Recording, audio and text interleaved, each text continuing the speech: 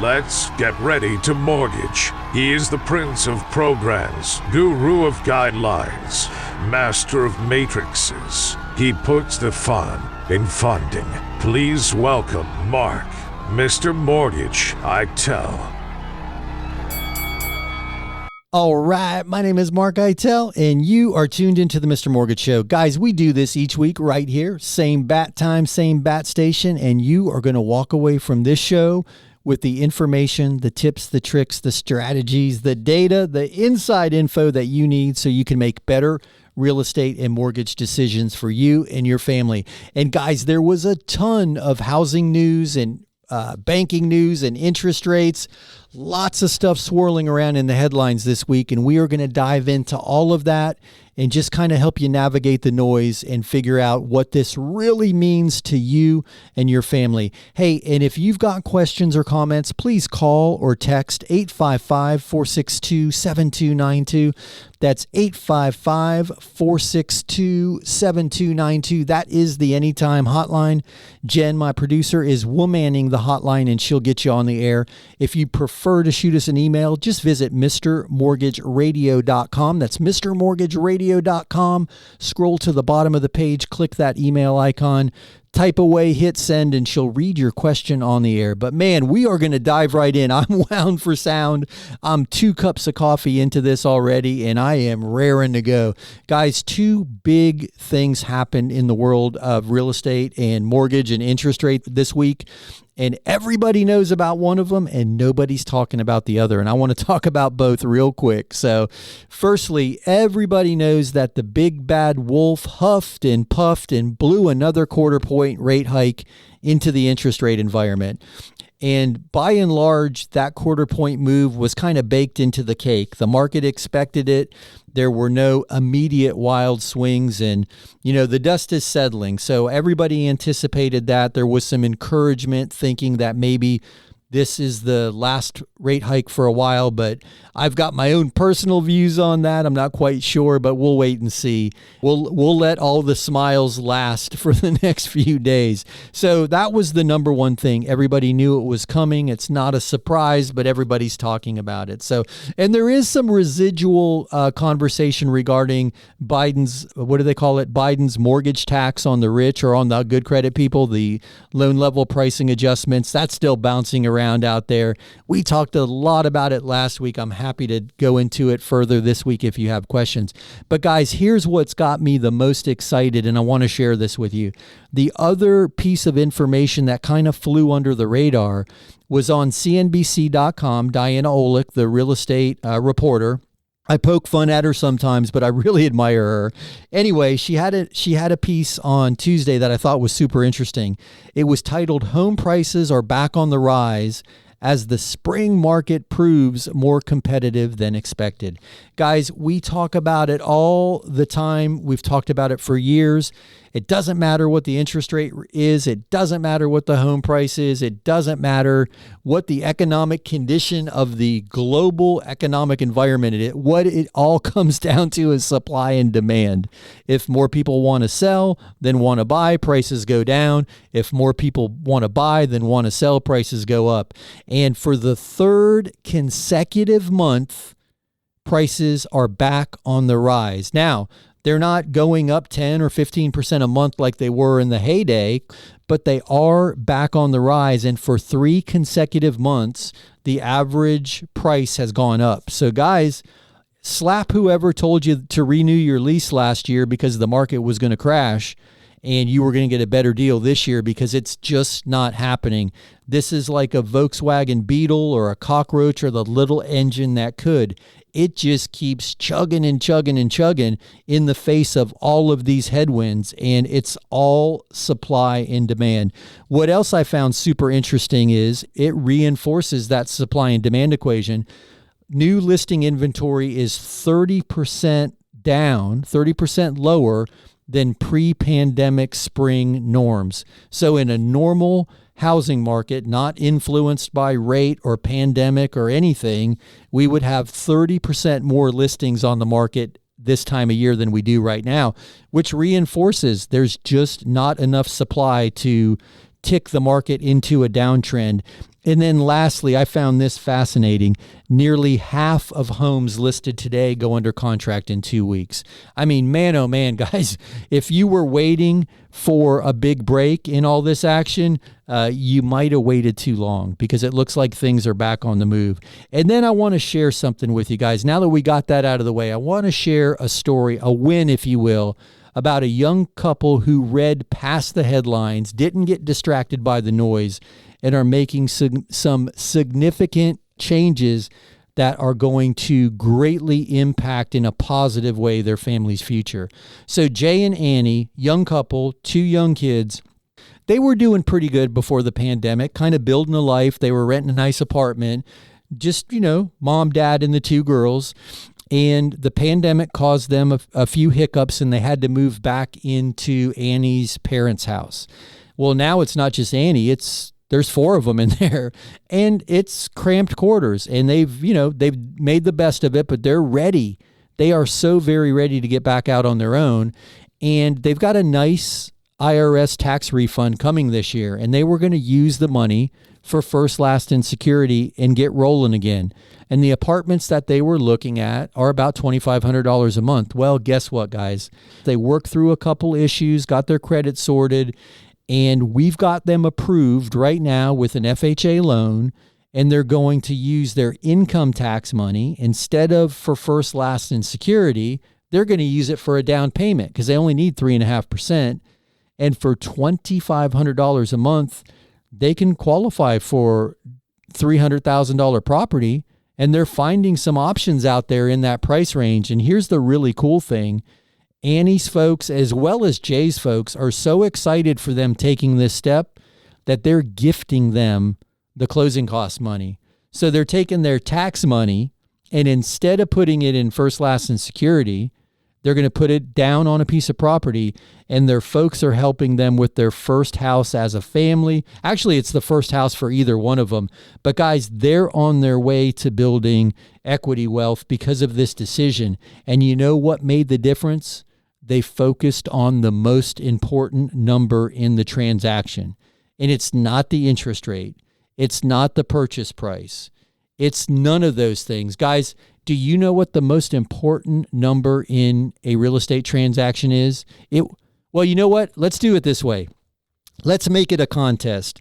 The first person who texts the right answer to the Anytime hotline, 855-462-7292. You can text one word if you want.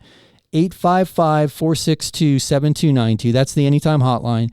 The first person that texts me the correct answer to what is the most important number in a real estate transaction when you're buying a property, I will give you a free Mr. Mortgage t-shirt. Yeah, I know. But they're cool t-shirts. But yeah, shoot your text. The first person with the right answer, I will be happy to send you a Mr. Mortgage t-shirt. We'll see how this goes, guys. I've never done this before, but it sounds like a lot of fun. So if you've got the right answer, text it to us, 855-462-7292. Otherwise, sit tight on the other side of this very short break. We'll be back with the show. We'll start taking your questions, and who knows, we may already have a winner for the t-shirt giveaway. Sit tight, guys. We'll be back right after this. Let me tell you a little story about a man named Jed. Well, this is not a story about Jed, but it is a story about Mary. Mary is an awesome single mom who's been raising her daughter in a 1-bedroom, 1-bath apartment for the last 11 years. That's right, 1 bedroom and 1 bath. Hey, they've made the best of it. They've got bunk beds in there and it's worked. But her daughter's now a teenager and it's becoming a challenge, especially sharing that bathroom. She decided to jump in and become a homeowner. We got her approved with an FHA loan. That's right, I said it, FHA. Hey, if your agent's telling you FHA and VA loans are not getting accepted, you are working with the wrong agent. Contact me and I'll get you in touch with a really great agent. Hey, but back to Mary. She jumped in and she is now a proud homeowner. They have their own bedrooms, but more importantly, their own baths. They couldn't be happier. Guys, if you'd like to learn more, check out MrMortgageRadio.com. That's MrMortgageRadio.com. My name is Mark Eitel, NMLS 1929005. Check us out at MrMortgageRadio.com. Welcome back to the Mr. Mortgage Show. Call us now at 855-462-7292. All right, we are back. My name is Mark Eitel, and you are listening to the Mr. Mortgage Show. And guys, we are so glad you're with us. Hey, thanks for letting me get that little rant out of my way before we jumped into that commercial break. I just want everybody to see the forest through the trees, because if all you're focused on are the obstacles, hey, somebody shared this with me, and I think it makes a lot of sense. I'm going to share it with you now. If you're skiing in the backcountry and you're carving through the trees, guys, if you focus on the trees, guess what? Sonny Bono time, guys. You're going to smash into that tree.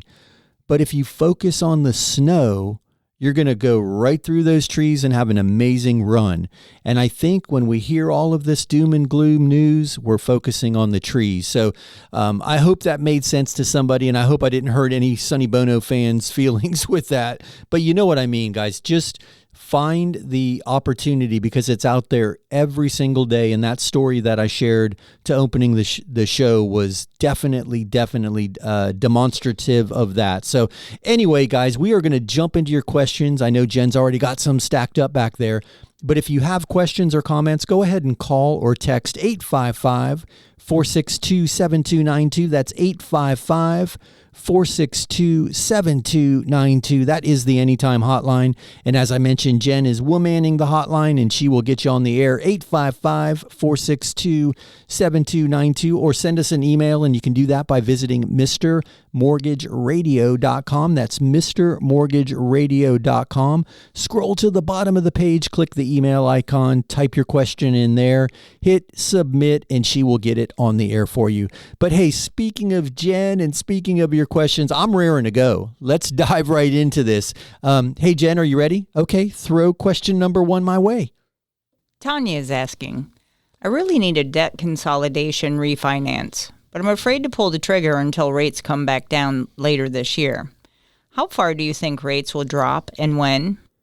Wow, Tanya, thank you for that question. This is interesting because, and if you've listened to the show for any length of time, you know I'm not a big fan of the crystal ball readers, and I'm going to tell you why.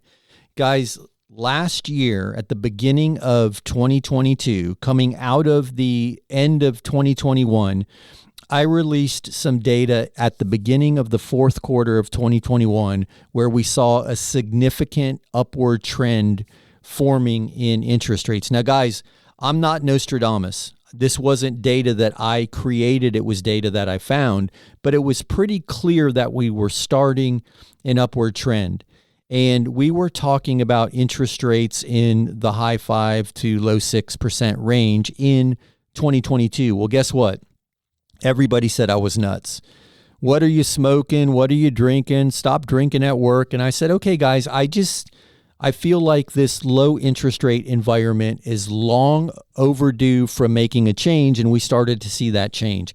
And I want to say it was October. Anyway, I'll try to find the data and repost it to the Facebook group, but it's in the Facebook group. So long story short, the reason everybody was telling me I was crazy was because the smart people in the room were saying interest rates were not going to go past the high 3s in 2022. Well, guys, they flew past 3, they flew past 4, past 5, past 6, even past 7 for a minute, and pulled back into the mid 6s. Well, all of these reports, Tanya, and you're no different, all of the reports that people are reading are the same soothsayers and the same crystal ball readers who told us last year rates weren't going past the high 3s, and now they're telling us that rates are going to pull back into the high 4s by the end of the year. I don't see it. If you look at the raw inflation data numbers and you dive past how they're polished up, I'm not seeing consistent or significant, I guess is the better word, downward pressure on inflation. It's kind of been in a flat cycle for a while.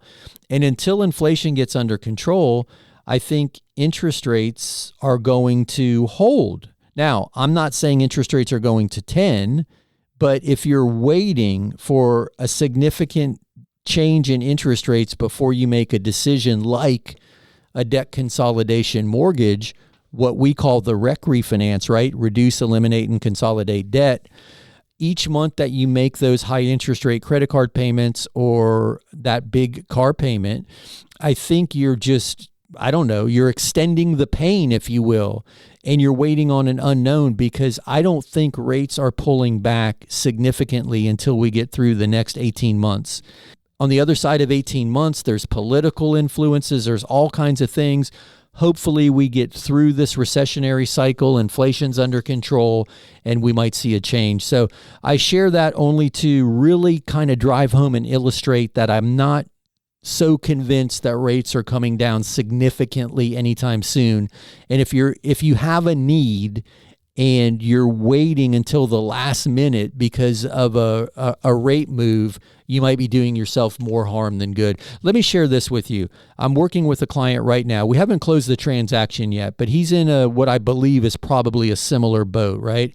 He wants to do a rec refinance, and the reason is because he bought his car at the height of the craziness in the pandemic. So he way overpaid for the car, and he's been running his credit cards up too. And those interest rates are directly influenced by the Fed, and credit card interest rates are way up. So he's feeling the pinch. Now, he went to his bank and tried to refinance his car. Well, guess what, guys? He owes way more than it's worth because he overpaid for it during the pandemic. So he can't refinance it.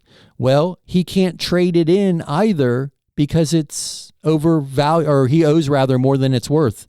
And he can't sell it outright for the very same reason. Somebody would have to put so much money into the car to get the financing on it because he owes almost a third more than it's worth. And it's nothing he did wrong. He's got a great interest rate on the loan. He just bought it at the wrong time. So this guy can't wait any longer. And he's at the point where he says, okay, I'm going to pay off these 3 credit cards and this car payment. And yeah, his mortgage interest rate is going to go from 4.5 to 6.5. But guess what, guys? He's going to save almost $1,000 a month in his bills. And that $1,000 a month in his monthly expenses means a whole heck of a lot more to him than the current interest rate environment that we're in and how much his interest on his mortgage has gone up. And yes, long term, he's going to pay more interest for the car. Absolutely. But the reality is it's the most cost-effective solution for him to get back on track is to reduce his monthly expenses and use that $1,000 to either prepay the mortgage or to start saving some money, some investments, who knows? But I just share that story because he was going to wait and he can't wait any longer. And if you're going to pack a parachute, do it before you get on the plane. So don't wait too long because you might not be able to do it in the future. But anyway, guys, you hear the music? You know what that means? That's my cue. We'll be back in a few. Sit tight on the other side of this break. We're going to dive into more of your questions. We'll be right back with more of the Mr. Mortgage Show. So you think interest rates have gotten too high to refi? Well, not so fast. There are several reasons people refinance. Sure, lowering your interest rate is one, but there's debt consolidation, home improvement, unexpected medical expenses, pulling out some equity to go buy an investment property. Heck, I even know of one guy who refinanced his house so he could buy his mistress a condo. But let's jump back to debt consolidation for a minute. I'm working with a client right now. His name is Ben. He's going to refinance his house, pay off a host of credit cards, and 2 truck payments. And yes, his mortgage interest rate is going to go up, but his monthly expenses are going to go down significantly. And that monthly savings is going to get he and his family back on track. Guys, if you've got questions, check us out at MrMortgageRadio.com. That's MrMortgageRadio.com. My name is Mark Eitel, NMLS 1929005. I host the Mr. Mortgage Show, and we are always here and happy to help. Check us out at MrMortgageRadio.com. Welcome back to the Mr. Mortgage Show. Call us now at 855-462-7292.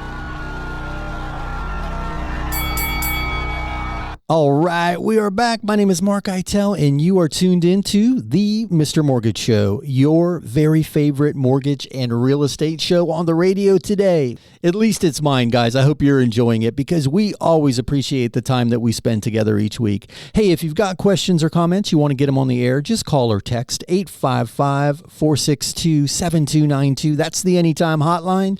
855-462-7292. Again, call or text that number. And Jen, my producer, will get your questions on the air. She is womanning the hotline, as well as running the board and watching for your emails. Guys, emails, you can shoot them to us by going to MrMortgageRadio.com. That's MrMortgageRadio.com. Scroll to the bottom of the page. Click that email icon. You can type your question there. Hit submit. She'll get you on the air. But man, that was a good question about waiting for rates to fall before you make that big decision. And we've talked about it now a couple times during today's show that, rate can't be the only factor in making a decision because oftentimes it's not going to go in our favor or the timing is just not quite right. So anyway, I thought that was a great question. If you guys missed it, double back and catch the podcast episode in a few days, and you can do that by going to MrMortgageRadio.com and clicking on that top link, I think it is, says radio show and podcast. But hey, listen, the show is all about your questions and your comments, so let's keep them coming. Hey, Jen, can you throw me another question? Luke has this question. I'm trying to buy a double wide that was relocated from a different property. My bank is saying I can't get a mortgage because it's a second set. Not sure if that's the right term, but it's a 2010 model and was professionally set up with county permits and everything. Is this doable? Thanks. Hey, Luke, that is a great question, brother. And second set is the correct term in most municipalities. And basically what that means is the home was originally on another property, installed and most likely deeded as real property to that first installation site, and it's been relocated. Sometimes you'll hear it called a relo set, and that's just short for relocation. And it's great that it was done to code and permitted and all of that, because that's super, super important with a second set. Typically, it's not financeable with FHA or conventional. The only one of the big three, if you will, right? Government, conventional, and non-QM is VA in the government space. VA will typically finance a second set. It may require an engineer's report, but here's something super cool that I am very excited about. We just rolled out a new program for manufactured homes that doesn't have an age restriction, because you typically are restricted to homes that are 1977 or newer. And I know it's June of 1976, but it's easier for most people just to get their mind around 1977. And it can't have been originally installed somewhere else, and like this second set scenario. So this is an interesting loan program that we just rolled out, and we've started to see a lot of interest in it for this very reason. So to answer your question, if you're a veteran and you have VA eligibility, you could qualify for 100% financing on a second set manufactured home. If you're not, there is now financing available.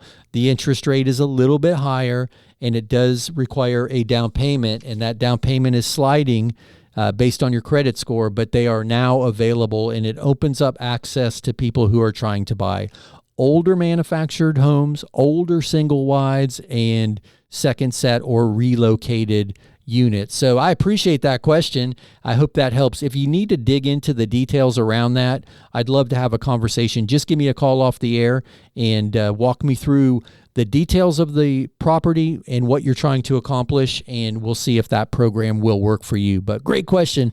I appreciate it. Hey, Jen. Okay, go ahead. Ronnie has a question.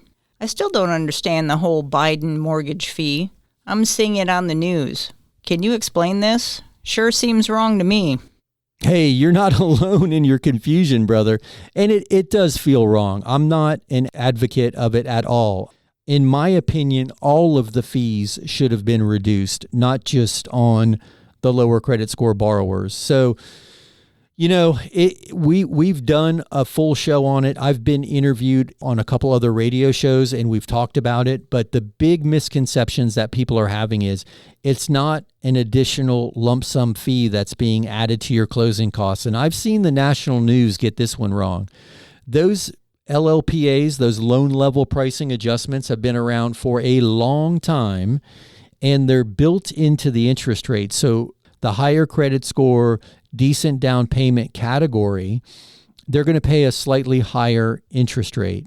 And a lower credit score, lower down payment category of borrower is going to pay a slightly lower interest rate than they did prior to these adjustments. The high credit score guy still pays a lower rate than the low credit score guy. So it does feel like Robin Hood, right? Robbing from the rich to give to the poor type of thing. And that's what has a lot of people upset. But it still costs more money in fees and interest rate to borrow if you've got a low credit score and a low down payment. And I would love to talk with you off the air if you want to deep dive this, because it is a topic that needs a lot of conversation around it. It's super confusing and it's getting misrepresented in the press right now. But the biggest thing I can say is these fees aren't new.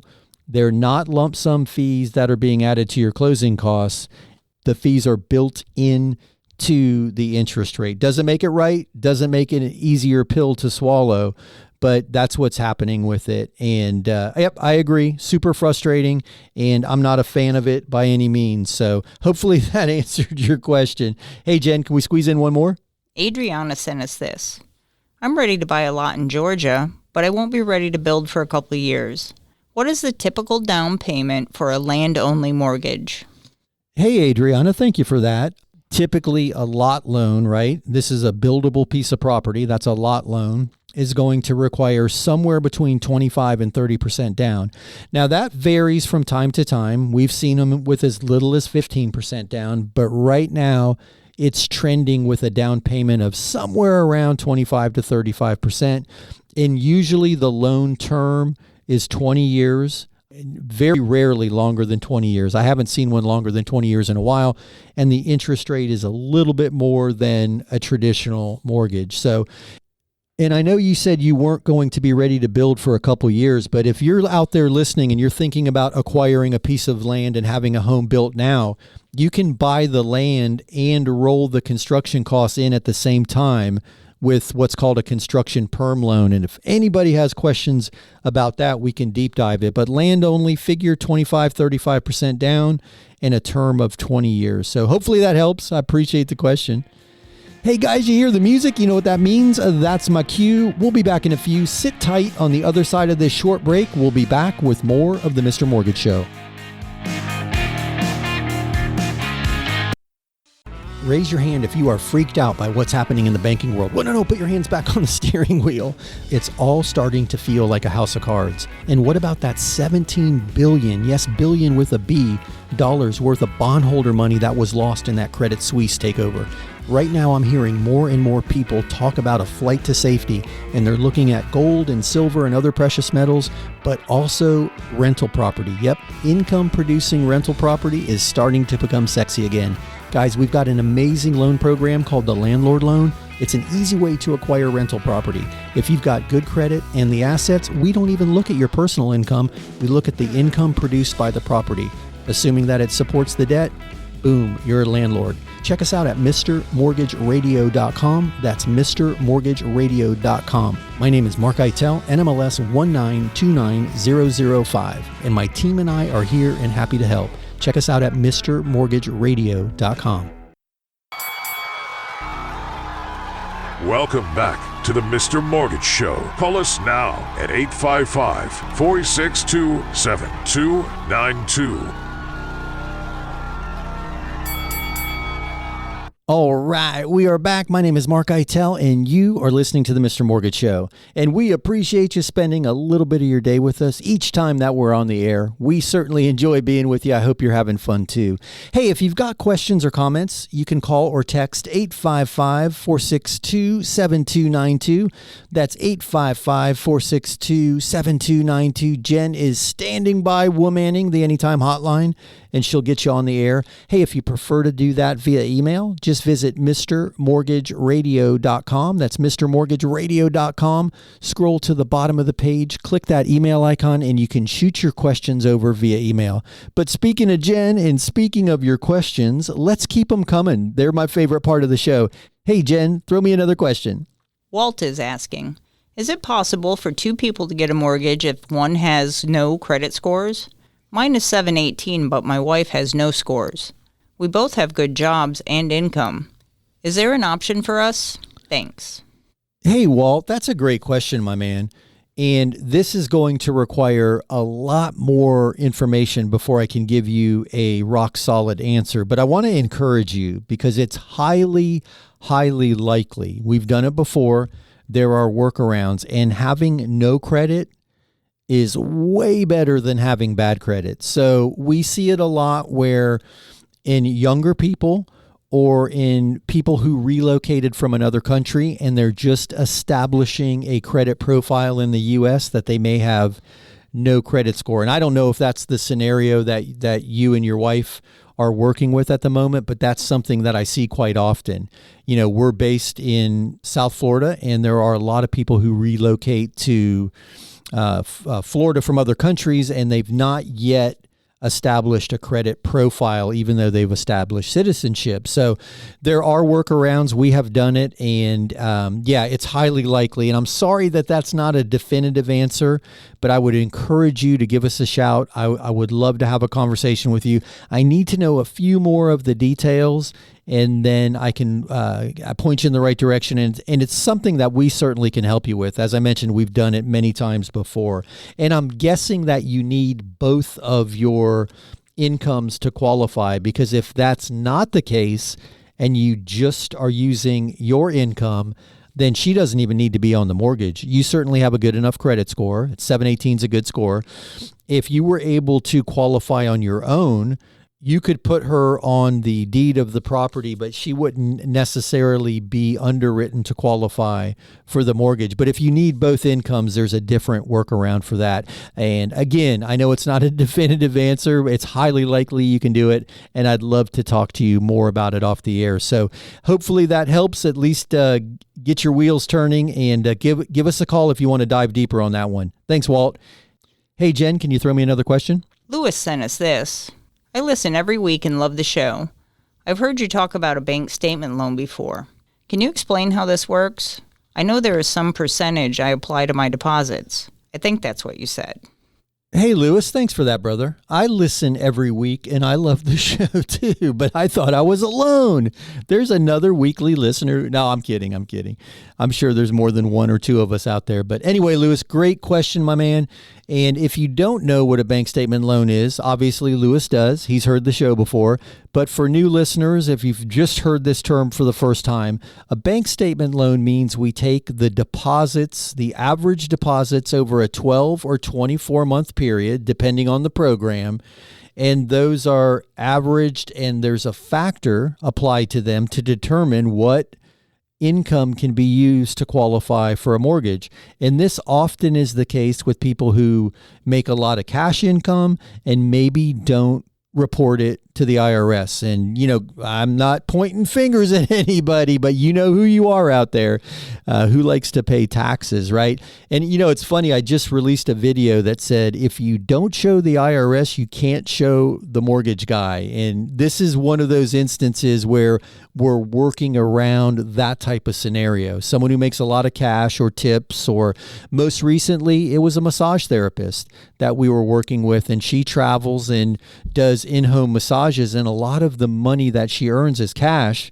and she doesn't claim it all. So we take a percentage of the deposits that are averaged over that 12 to 24 months. Now, Lewis, you're wondering what that percentage is, right? And I can't answer that without knowing what profession you're in, because think about it like this.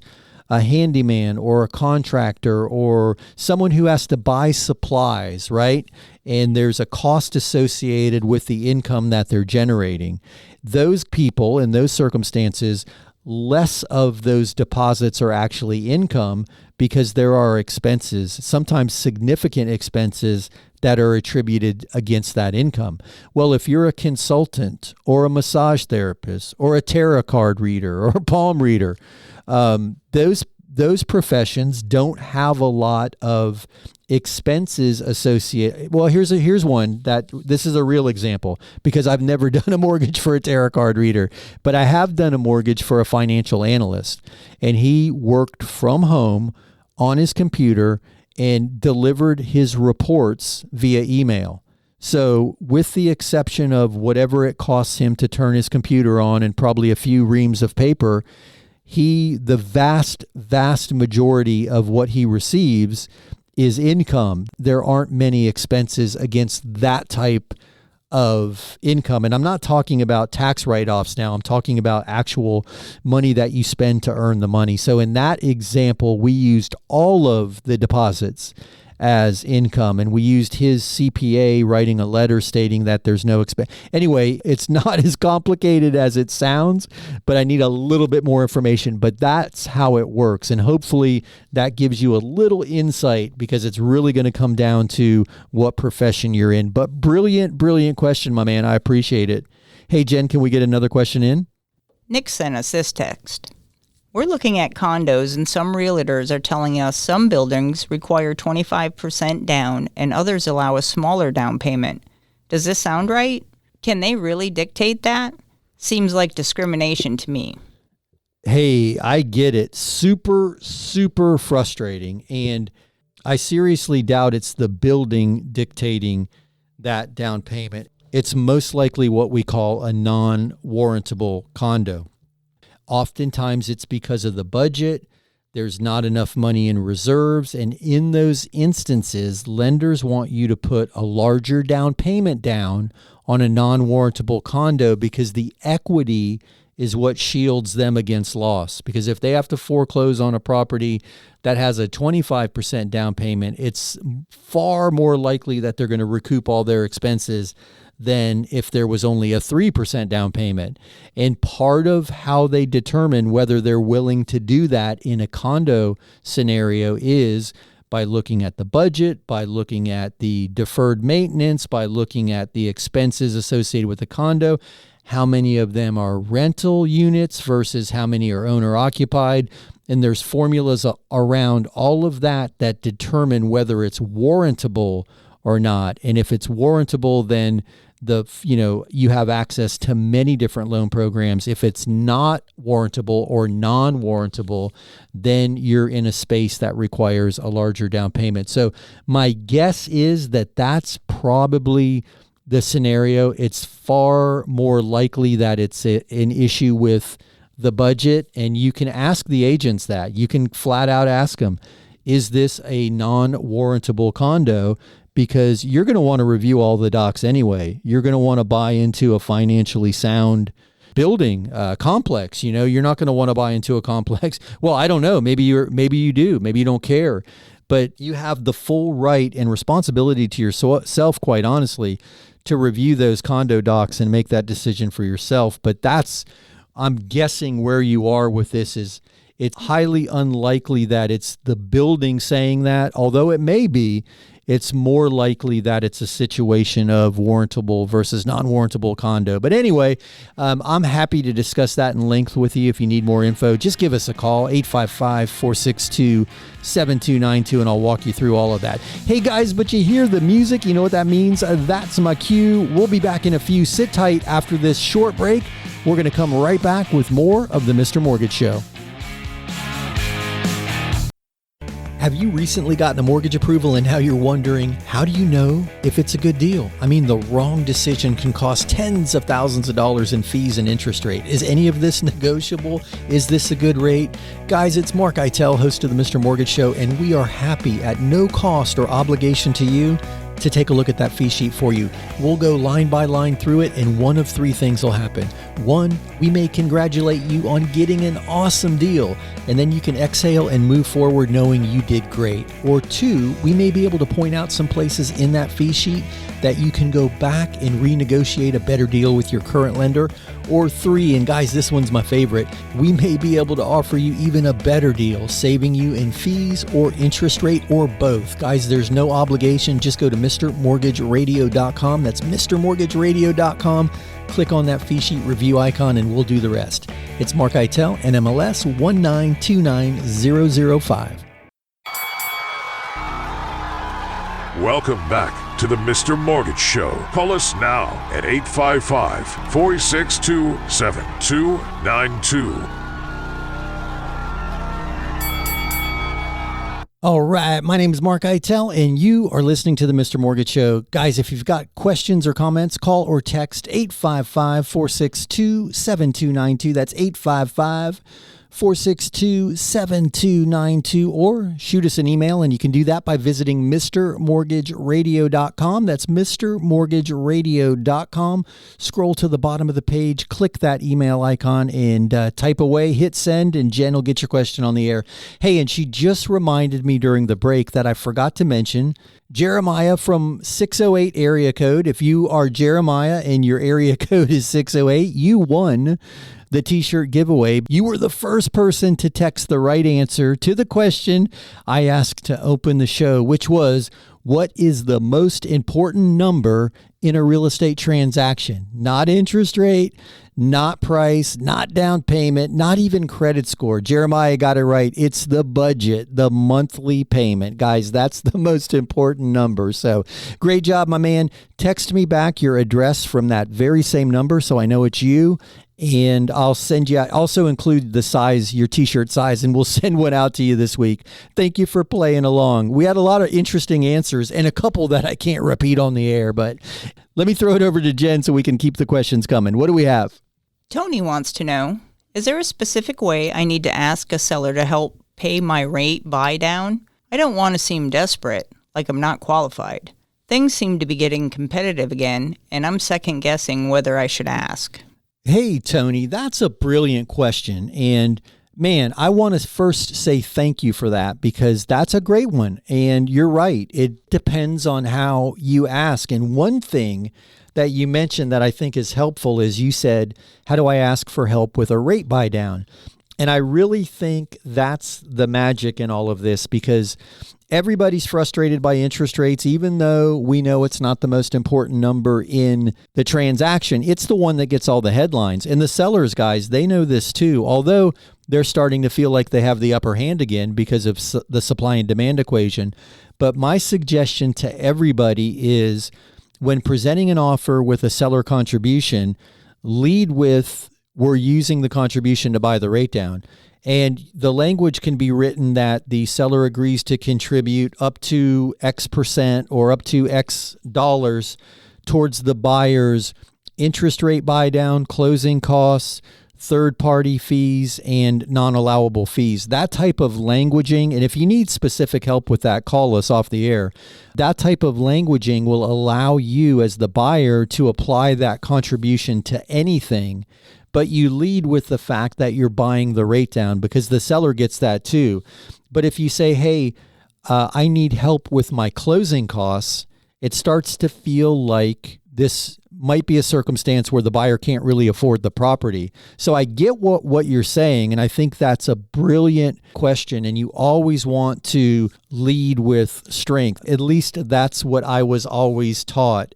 I think asking for a rate buy down makes a lot of sense, because the sellers are going to go do the same thing when they buy a property. They're going to have sticker shock with interest rates too. So brilliant question. I hope that helps. If you need more information, I would love to talk with you off the air. If you need an agent that's super astute with crafting those type of offers, I would be happy to introduce you to an agent that's part of the Really Great Agents Network.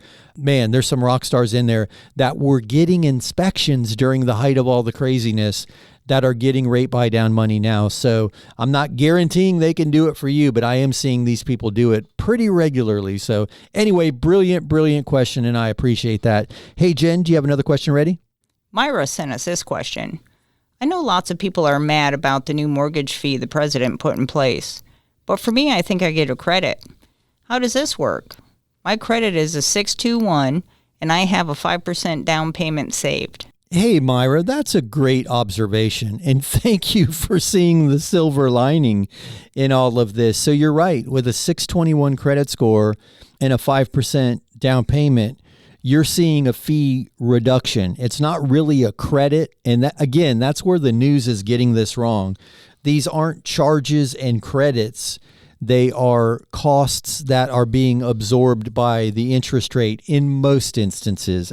There's always an exception to the rule. But Myra, you're not going to receive a credit at closing. You're going to receive a slightly lower interest rate. Now, if your lender wants to give you a higher interest rate and then give you a lender credit, that's a possibility, but it's not like the government is suddenly charging certain people a brand new fee and giving other people a credit. They're just charging you less of a fee than they did before they enacted the changes to the loan level pricing adjustments. So you are most likely going to see a lower interest rate. And also look at FHA as well, because there is a sweet spot in the FHA pricing. And with a 621 credit score and a 5% down payment, I think you will find that the FHA interest rate is far better, even after the LLPA improvements were put in place. But I would love to talk with you about that and help you any way we can. But I appreciate the question.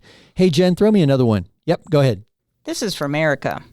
I saw your video about not being able to use income not on your tax returns when applying for a loan, but I thought the landlord loan doesn't look at my tax returns.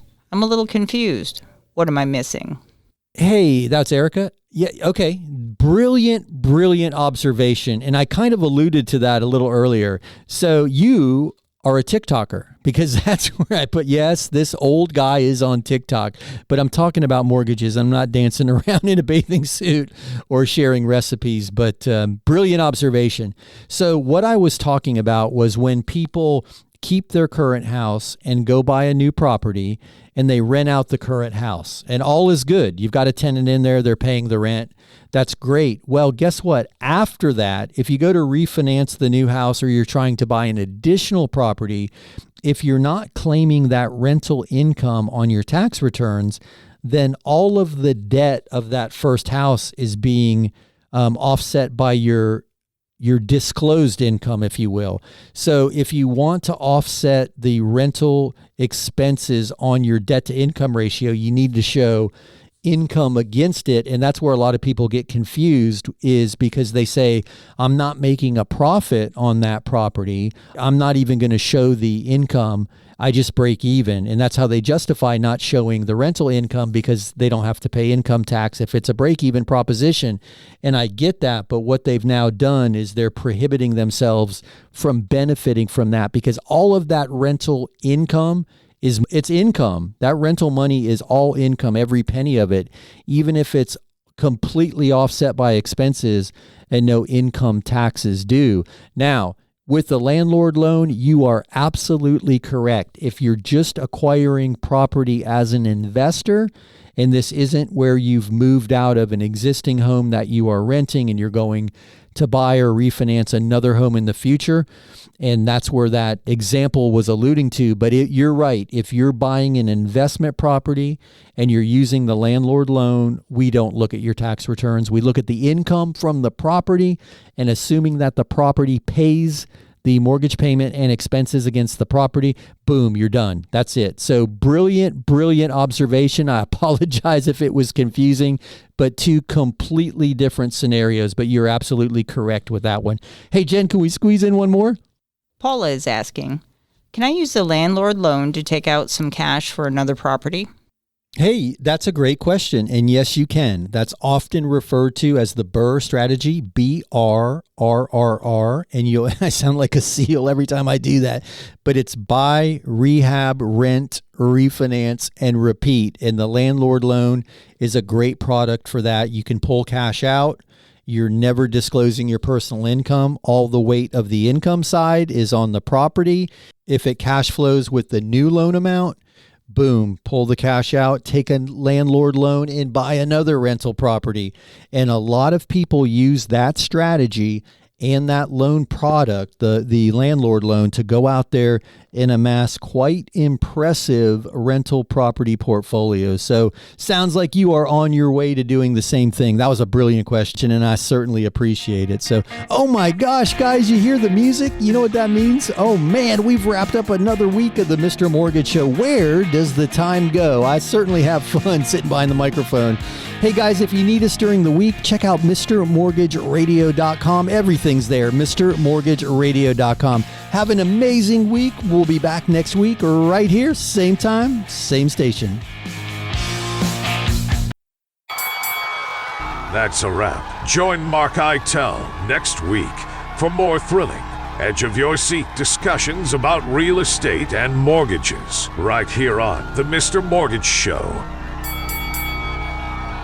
Hey, it's Mark Eitel, host of the Mr. Mortgage Show, and why do I hate the word sales associated with real estate mortgages? Guys, my job is not to sell you anything. I'm not trying to convince you to buy a house or to refinance a house. What I am trying to do is help you make the very best real estate and mortgage decisions after you've decided it's something you want to do. Guys, think of me as the trainer in the gym. You've already decided that you want to get healthy. You are committed, and then you engage that trainer. That trainer's not standing out in front of the ice cream shop trying to convince people to get healthy. Guys, I'm here. I'm happy to help. I'll answer any questions you have, and I'll help you get it over the finish line, whether you're trying to acquire that very first house or the next office building. Guys, I've been doing it for a long time. I love what I do, and I'm happy to help. Check us out at MrMortgageRadio.com. Again, it's MrMortgageRadio.com. It's Mark Eitel, NMLS 1929005.